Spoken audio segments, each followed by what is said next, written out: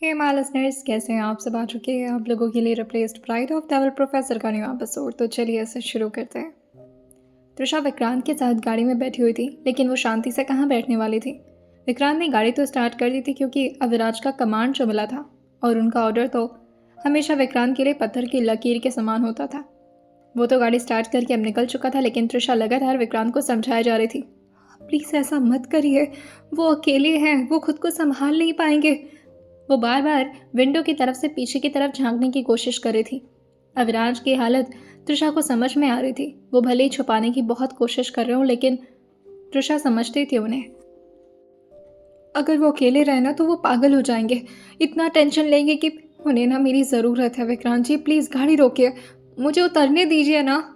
लेकिन विक्रांत एक भी नहीं सुनता इस वक्त त्रिशा की।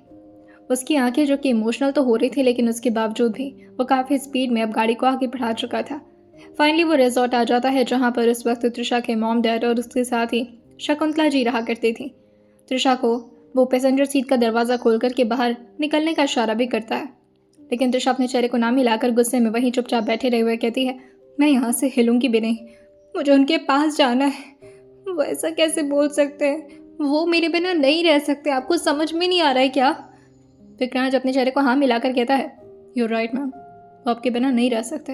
आपको पता नहीं, लेकिन जब से आप उनके लाइफ में आई हैं वो एक भी फ़ॉरेन ट्रिप नहीं की है। फ़ॉरेन की सारी मीटिंग वो हमेशा आशीष सर को या फिर मुझे हैंडल करते हैं, ताकि आपसे दूर न जाना पड़े उन्हें एक भी दिन के लिए। आपके बिना रहना उनके लिए वाकई बहुत मुश्किल है। त्रिशा जो विक्रांत की तरफ देखती है और फिर फाइनली कार से बाहर निकलते हुए कहती है, जब आप इतना कुछ समझ रहे हो तो फिर क्यों नहीं ले जा रहे मुझे उनके पास? किसी भी हालत में मुझे ना उनके मेंशन छोड़ दीजिए, और अगर आप नहीं छोड़ेंगे तो इसका मतलब ये थोड़ी ना कि मैं नहीं जा पाऊंगी, मैं खुद चली जाऊंगी। और ये बोलकर वो दूसरी गाड़ी का वेट करने लगती है रोड पर ही। जैसे कोई टैक्सी आता वो उसे रोकने वाली तो थी, लेकिन तब तक विक्रांत उसका हाथ पीछे करते हुए उनको अपने सामने ले आकर खड़ा करते हुए कहता है, ma'am ma'am please try to understand. आप जो कर रही हैं मुझे पता है आप उनके लिए कर रही हैं, लेकिन अभी आपका उनके सामने जाना ना उनके लिए ठीक होगा ना आपके लिए। Please ma'am, it's a request, आप प्लीज़ घर जाइए। ये बोलकर विक्रांत जो वहाँ से तो जाने लगा था, लेकिन त्रिशा एकदम से आकर के उनका रास्ता रोकते हुए कहती है, आप चाहते हैं कि मैं उस इंसान को ऐसे ही छोड़ दूँ? ना वो टाइम से मेडिसिन लेंगे, ना कुछ खाएंगे, ना कुछ पिएंगे, अकेले परेशान हो जाएंगे वो। आपको कैसे समझाऊँ मैं विक्रांत जी, वो मेरे बिना नहीं रह सकते हैं। उन्हें बहुत फिक्र हो रही होगी, मेरी भी, खुद की भी। लेकिन नहीं, खुद की फिक्र कैसे कर सकते वो वहाँ से? खुद के बारे में तो सोचना ही नहीं होता है। ऐसे कैसे बोल दिया कि मेरा चेहरा नहीं देखना उन्हें? इतनी भी क्या बड़ी गलती कर दी मैंने? उसका रोना देख कर के विक्रांत, जो कि वैसे तो बहुत पत्थर दिल था लेकिन इमोशनल हो जा रहा था, पीछे मुड़ते हुए वो अपनी मुट्ठी को कस के बंद कर लिया था और फिर खुद को समझाते हुए कहता है, नहीं विक्रांत, तुम मेल्ट नहीं हो सकते हो। ये गलत होगा, सर ने बोला है तो मतलब मुझे करना है। और फिर वो वहाँ से जाने लगता है, लेकिन त्रिशा का एक और बार बोलना हुआ था कि विक्रांत खुद ही त्रिशा को आकर के समझाते हुए कहता है, मैम उनकी कोई बात मैं नहीं टाल सकता and this is so serious. शायद आपको पता नहीं है, लेकिन उनके कहने पर मैंने अपने दुश्मन की बेटी तक से शादी कर ली, क्योंकि उन्होंने कहा था कि वानिका की जिम्मेदारी मैं निभाऊं। ये सुनते ही त्रिशा थोड़ा कंफ्यूज होकर कहती है, क्या मतलब? वो वानिका दुश्मन क्या? विक्रांत जो अपनी बातों को यहाँ पर एक्सप्लेन नहीं करना चाह रहा था, सारी बातों को नेगलेक्ट करते हुए कहता है, नो मैम नथिंग, बस आप इतना समझ लीजिए कि अगर सर ने कुछ कहा है तो वो मैं करके रहूँगा, और आपको यहाँ से कहीं नहीं जाना है। इवन जब तक आप घर के अंदर नहीं चली जाती, मैं यहाँ से खुद नहीं हिलूँगा। सर के बॉडीगार्ड्स को यहाँ पर रखवा दूंगा ताकि वो आपकी देख रेख में रहे और आपको उनकी मेंशन तक ना पहुँचने दे। ये सुनते त्रिशा जोर से विक्रांत की गाल पर थप्पड़ मारते कहती है, हिम्मत कैसे हुई ये सोचने की कि आप मुझे उनसे दूर रख सकते हैं? मिस्टर अविनाश मेहरा भी मुझे उनसे दूर नहीं रख सकते। समझ में आ रहा है आपको? मेरी हालत खराब हो जाएगी, मर जाऊंगी मैं। ऐसा तो नहीं बोलिए ना। उसके हाथ भले विक्रांत के ऊपर उठ तो गए थे, लेकिन विक्रांत को इस बात से ज़रा भी गुस्सा नहीं आया था। वो तो बस अपने चेहरे को नीचे झुका चुका था और बस धीरे से खुद से कहता है, ये कैसा प्यार है? दोनों एक दूसरे के लिए अपनी अपनी जान दे सकते हैं, लेकिन एक साथ नहीं रह सकते। और सर ऐसा, लेकिन इसमें सर की भी क्या गलती? दूसरी तरफ अविराज जो अपने फार्म हाउस पहुंच चुके थे, अब वो यहाँ पर थोड़ी ना अपने मेंशन में जाते, क्योंकि सारे लोग उनसे सवाल जो करना शुरू कर देते। मेंशन में अपने फ़ोन को वो एक तरफ फेंक चुके थे, कोर्ट को दूसरी तरफ, टाई को निकाल करके दूसरी तरफ, और साथ ही लगातार अपने हाथों के पंच बना करके इस वक्त दीवार को लगातार हिट किए जा रहे थे। जैसे दीवार को तो वाकई कोई फ़र्क नहीं पड़ता, लेकिन उनके हाथों पर बहुत सारे जख्म लग रहे थे और शायद इसी में उन्हें सुकून मिल रहा था, जो दिल के तकलीफ को शायद अपने शरीर के जख्म से कम करने की कोशिश कर रहे थे। वहीं बाहर से लगातार आवाज़ आई जा रही थी, अविराज दरवाज़ा खोलो, Aviraj, Aviraj come on open the door यार। लेकिन नहीं, अविराज दरवाज़ा नहीं खोलने वाले थे। उन्हें अकेलापन चाहिए था, अकेले रहना था उन्हें, और अगर कोई भी उनके सामने इस वक्त आता तो वो उसे हर्ट कर देते। लेकिन शिवाय भी कम ज़िद्दी थोड़ी ना थे। 1.5 घंटे लग गए थे। डिजिटल लॉक था जिसकी वजह से उसे खोलने में थोड़ा टाइम तो लगता है। बुलेट प्रूफ दरवाज़ा था, वरना तो वो दरवाजे को भी बुलेट से मार करके तोड़ देते।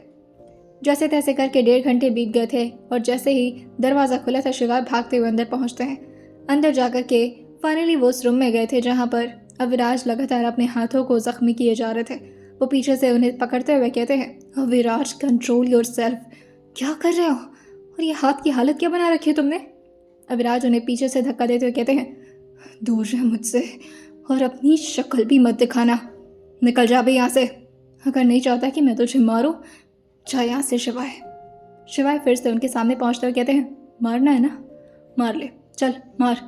और फिर वो अपना गाल आगे बढ़ाते हुए कहते हैं, अगर तुझे यही करने का मन करे तो कर ले, लेकिन ऐसे खुद को तो हर्ट मत कर। एक बार तृषा के बारे में तो सोच।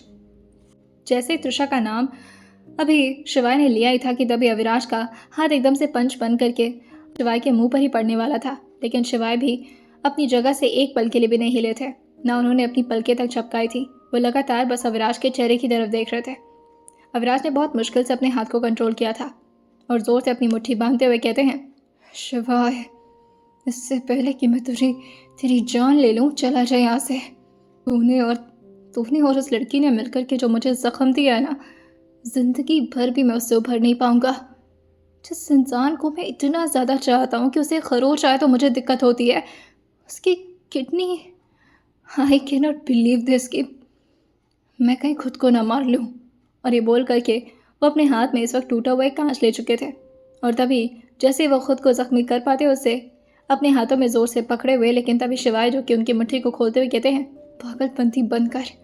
जिस लड़की ने तुझे इतना चाहा है कि वो अपनी तक जान की परवाह नहीं की सिर्फ तेरे लिए, कम से कम उसके बारे में एक बार सोचना खुद को हर्ट करने से पहले कि उसका क्या होगा। मैं जा रहा हूँ, तू यही चाहता है ना कि तू अकेले रहे, तो मैं जा रहा हूँ। अविराज जो उन्हें ज़ोर से धक्का मारते कहते हैं, निकल जा अभी कि अभी यहाँ से निकल। और वो दरवाजे को बंद कर चुके थे और फाइनली अब पूरे फार्म हाउस में अकेले चुपचाप बैठे हुए थे। शकुंतला जी के गोद में इस वक्त तृषा अपना सर रख करके चुपचाप बैठी हुई थी, लगातार अपनी आंखों को बंद किए हुए उसके आंसू जो कि शकुंतला जी की साड़ी को भिगो रहे थे। वो उसको बस यही पूछे जा रही थी, हुआ क्या है तुझे, ऐसे क्यों रोए जा रही है, चुप भी नहीं हो रही, इतनी रात में अचानक से यहाँ कैसे। तृषा जो बस शांति से उनके गोद में रहना चाहती थी, ना कोई सवाल ना कोई जवाब, उसे कुछ भी बोलने का मन तक नहीं कर रहा था।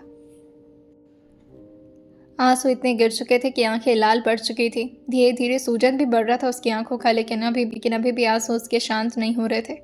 शकुंतला जी अब खुद ही उसके साथ बगल में बैठ जाती हैं नीचे और उसके चेहरे को उठा करके धीरे से अपने हाथों में लेते हुए कहती हैं, क्या हुआ बच्ची को मेरे, कुछ कहा है क्या किसी ने, हाँ तृषा जो एकदम से हारे हुए आवाज़ में कहती है, मैं उन्हें कैसे बताऊं कि मैं उन्हें तकलीफ़ नहीं देना चाहती थी दादी, पर मैं क्या करती, मेरी मजबूरी थी। अगर उन्हें कुछ हो जाता तो, अगर मेरे सामने वो टूट जाते, उन्हें प्रॉब्लम होती, उन्हें तकलीफ़ होती, उन्हें दर्द होता तो मैं कैसे झेल पाती। मैं प्यार करती हूँ ना उनसे। ये सारी बातों को शकुंतला जी सुन करके अपनी बातों को याद करने लगी थी। उनके दादाजी भी बिल्कुल ऐसे ही थे। जब भी उनकी दादी अपने आप को तकलीफ़ दे करके उनके लिए कुछ भी करती तो उनके दादाजी को बड़ा गुस्सा आया करता था। तृषा की बातों को समझते हुए वो उसे प्यार से अपने सीने से लगाते हुए कहती है, अच्छा होता है, तुम दोनों पति पत्नी हो और तुमने ऐसा किया क्या है जो इतना ज़्यादा गुस्सा आ गया विराज को। जहाँ तक मुझे लगता है वो तो तुम्हें डांटता भी नहीं है।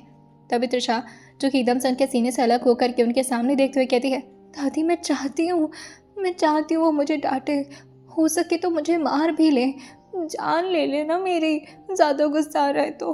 लेकिन ऐसे कैसे दूर कर दिया? पता है क्या कह रहे थे?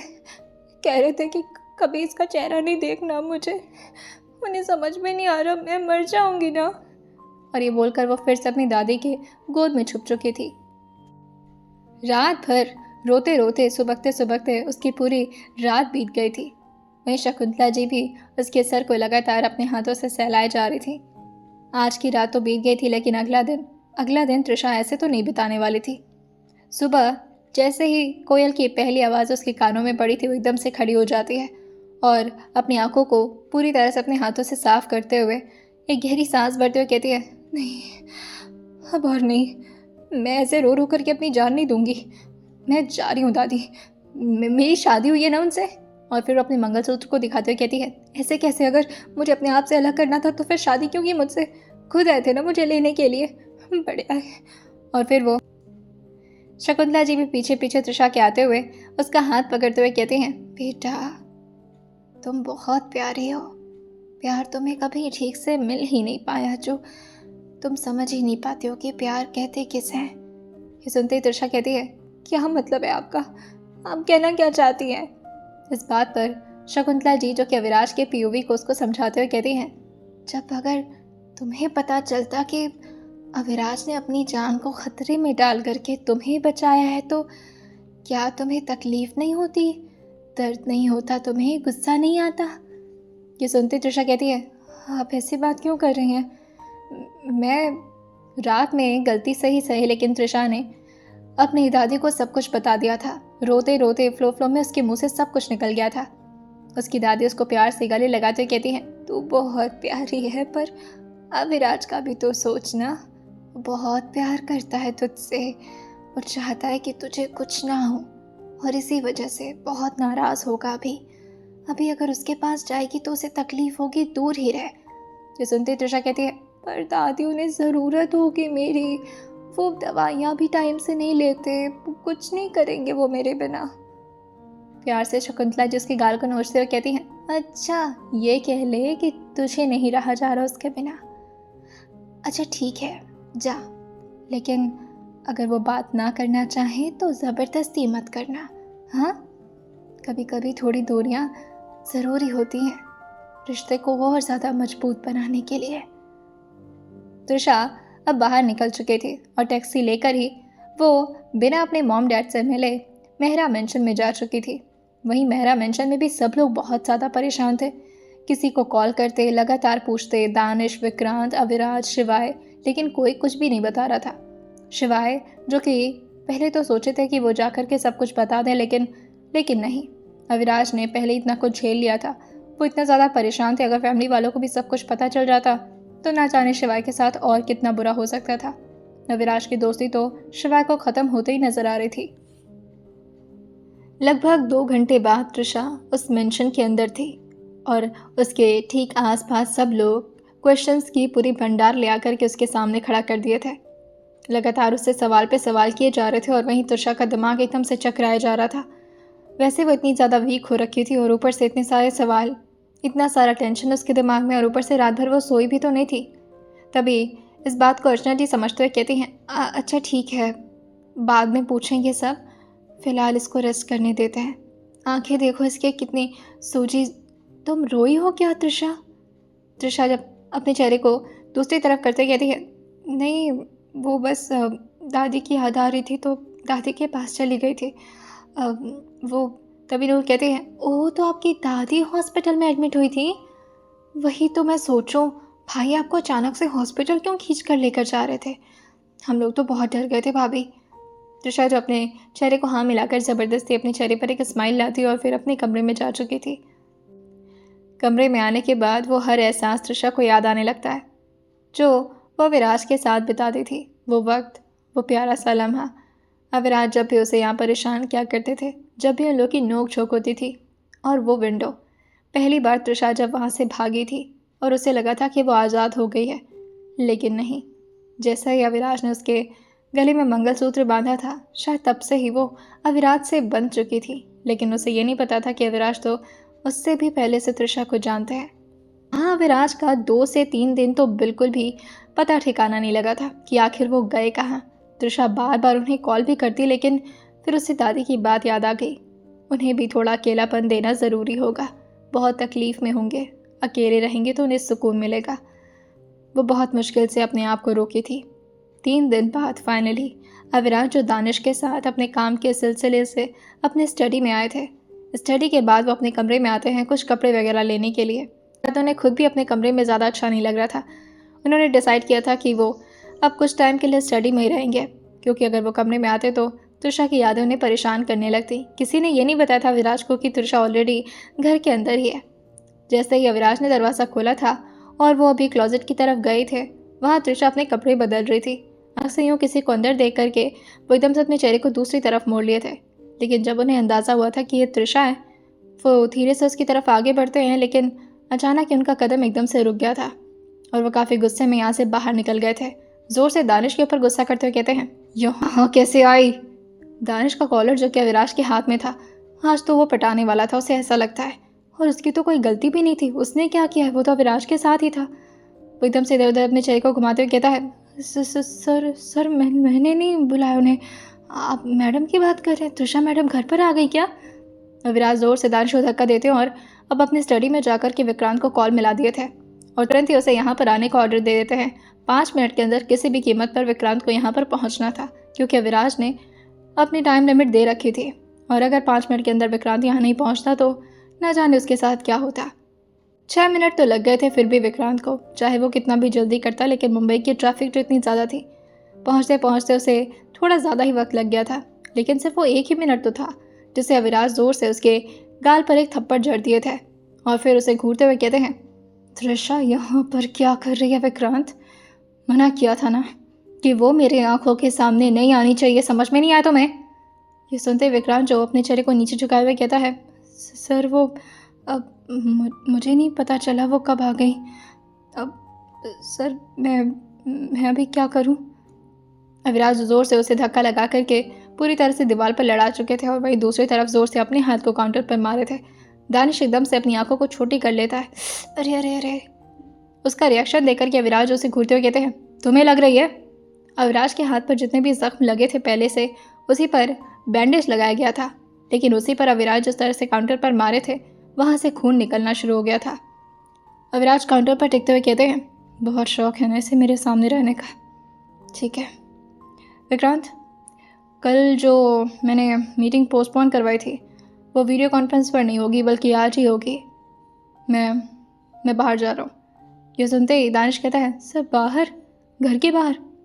जो से घूरते हुए कहते हैं, फ़ौरन जा रहा हूँ मैं, और हाँ तुम भी मेरे साथ चल रहे हो। ये सुनते ही दानिश एकदम से अपना पसीना पोंछते हुए कहता है, सर मेरी इंग्लिश अच्छी नहीं है सर, मैं कहाँ गंवार साहब, मैं फ़ौरन में एडजस्ट नहीं कर पाऊँगा। लेकिन अविराज जो बस एक बार बोल दिए थे तो बोल दिए थे। तभी ज़ोर से विक्रांत दानिश का हाथ पकड़ते हुए कहता है, चला जा वरना ऊपर जाना पड़ जाएगा। कि देखते ही दानिश ऊपर की तरफ देखता है और सीलिंग की तरफ देख करके अपने चेहरे को ना मिलाकर कहता है, नहीं अभी तो एक भी बच्चा भी नहीं हो यार मेरा, इतनी आसानी से नहीं मरूंगा मैं, बट मृदुल है यहाँ पर, मैं उसे छोड़कर कैसे जा सकता हूँ। तभी विक्रांत ज़ोर से दानिश के गर्दन को पकड़ते हुए कहता है, साले सर की कमांड से ज़्यादा इंपॉर्टेंट है तेरे लिए? तुझे पता है ना मृदुल भी तुझे सर की वजह से ही मिली है, चल। और ये बोलकर अब दोनों बाहर की तरफ आ चुके थे। अविराज को अब तो रूम में भी जाने में प्रॉब्लम हो रही थी, लेकिन उन्हें अपने कुछ सामान को लेना था जो कि उनके लिए और उनकी मीटिंग्स के लिए इम्पोर्टेंट था। तृषा वहीं पर उनका इंतज़ार कर रही थी कि दोबारा अगर वो आएंगे तो तृषा से बात कर लेगी, लेकिन अविराज तो अंदर आए थे तृषा की बिना कोई बात सुने। वो बस ड्रॉर से कुछ फाइल्स लेते हैं और साथ ही कुछ अपने इंपॉर्टेंट सामान लेकर के वो बाहर निकलने लगे थे। तृषा जो कि एक आवाज़ लगाते हुए कहती है, मेरी बात तो। उससे पहले अविराज जो बिना उसकी तरफ देखे हुए अपनी आंखों को बंद किए हुए कहते हैं, मुझे ये आवाज़ सुनाई नहीं देनी चाहिए, बहुत इरिटेटिंग है ये। और ये बोलकर वो बाहर निकल गए थे।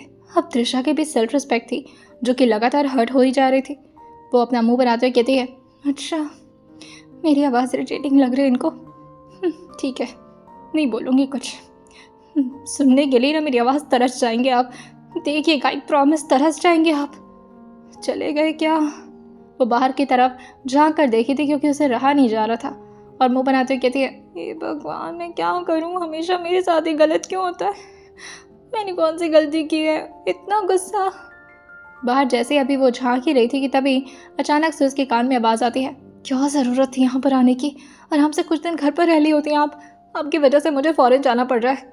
दानिश ने जैसे ही बोला था, त्रिशा जो कि उसे घूरते हुए कहती है, अच्छा तो अभी भी आपको अपने बारे में सोचने का मन कर रहा है? मेरी हालत नहीं समझ रहे हैं आप। दानिश जो कि अपने चेहरे को ना मिलाकर कहता है, नहीं समझ रहा हूँ। जब वो आपके बिना नहीं रह सकते या आप उनके बिना नहीं रह सकती तो अलग क्यों है दोनों? विक्रांत जो उसके कंधे पर हाथ टैप करते हुए कहता है, होता है कभी कभी दूरियां ज़रूरी होती हैं। त्रिशा मुँह बनाते हुए कहती है, हाँ, जब दूसरों पर आते हैं तो लोग इसी तरह से लेक्चर देते हैं, जब खुद पर पढ़ते तब इंसान को समझ में आता है। वो चुपचाप जाकर के अब अंदर बैठ चुकी थी और वहीं अविराज जो कि सबको अनाउंस कर दिए थे कि वो फ़ौरन निकल रहे हैं अचानक से। तभी आरोही जो अविराज के सामने पहुंचते हुए कहती हैं, आशीष जी के पास जा रहे हैं आप? पर वो तो वहीं पर है, वो तो हमेशा अपने बिजनेस को संभाल लेते हैं ना, कोई प्रॉब्लम आ गई है क्या? अविराज अपने चेहरे को ना मिलाकर कहते हैं, नहीं, पर इस बार का करवा चौथ वो आपके साथ बिताएं, बस इतना चाहता हूँ मैं। और ये बोल करके वो निकल गए थे। तभी अर्चना जी जो कि थोड़ा कंफ्यूज हो गई थी कि आखिर अचानक से अविराज को क्या हो गया है, लेकिन आरोही खुश थी। चलो, इतने टाइम बाद आशीष जी को थोड़ा सा तो फुर्सत मिलेगा, वरना फ़ौरन के सारे काम को अब उन्हीं को हैंडल करना पड़ता था। वरना अविराज तो यहाँ से कहीं भी नहीं हिलने वाले थे, क्योंकि उन्हें अपनी त्रिशा के साथ जो वक्त बिताना होता था